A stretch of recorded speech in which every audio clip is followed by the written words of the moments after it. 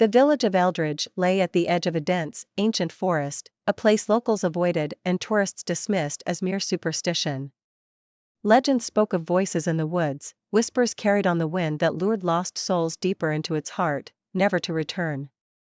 The forest had claimed generations, their stories embedded in the fabric of the community's fears.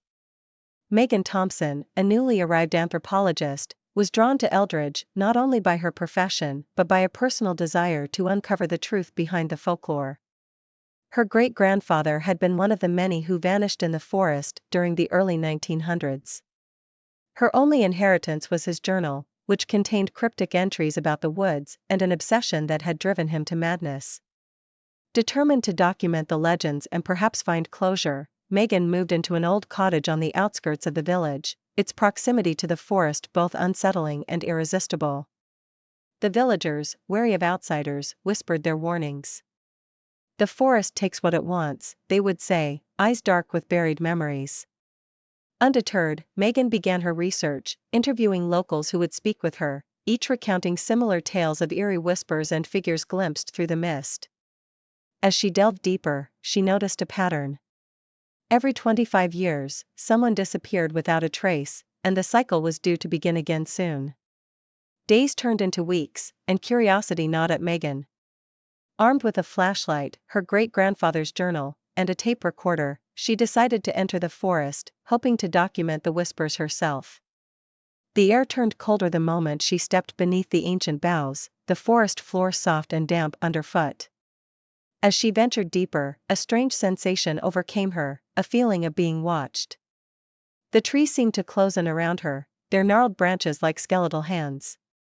The whispers began softly, a gentle murmur that could have been the wind or something else entirely. Words half-formed reached her ears, pulling her further into the depths. Megan paused, her breath visible in the sudden chill. Her flashlight flickered, casting ominous shadows that danced across the trunks. She turned on her recorder, hoping to capture the sounds. The whispers intensified, a cacophony of voices layered upon one another, each telling a story of sorrow and loss. Suddenly, the ground gave way beneath her, and she tumbled into a hidden ravine, her scream swallowed by the forest. Dazed, she lay at the bottom, the flashlight shattered, its beam gone. Darkness enveloped her, the whispers now a chorus of ghostly lamentations. Panic surged, but her training fought for control. She fumbled for her recorder, its light blinking but soundless. In the oppressive dark, shapes began to form, shadowy figures emerging from the trees, their features etched with despair. Among them, a face she recognized, her great-grandfather, his eyes pleading and full of untold sorrow. "The forest keeps us," he mouthed, a silent scream that resonated through her bones. Gathering her resolve, Megan tried to climb out, but invisible hands pulled her back.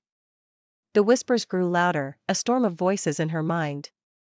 She understood now. The forest was a purgatory, a place where the lost were trapped, their stories unfinished, their lives stolen by an ancient hunger. As despair threatened to consume her, Megan remembered the journal and its final, cryptic entry, "Only by sharing their stories can they be free." With this revelation, she fought against the spectral hands, her voice cutting through the darkness as she recounted each tale she'd heard, every story whispered by the villagers. One by one, the figures began to fade, their despair lifting as their stories were finally told. Her great-grandfather lingered, a soft smile of gratitude before he too disappeared, leaving behind a sense of peace. Exhausted, Megan lay at the base of the ravine, the oppressive weight of the forest easing. As dawn broke, a search party from the village found her, drawn by the voices finally silenced. She emerged from the forest changed, her great-grandfather's journal in hand, now filled with the stories of those released. Back in Eldridge, she shared her experiences, each tale a testament to those who had vanished. The villagers listened, their fear replaced by understanding. The forest, once a place of dread, became a sanctuary of memories, its whispers now a gentle reminder of those who came before. Years later, Megan would return to the forest, no longer a seeker of legends, but a guardian of their truths.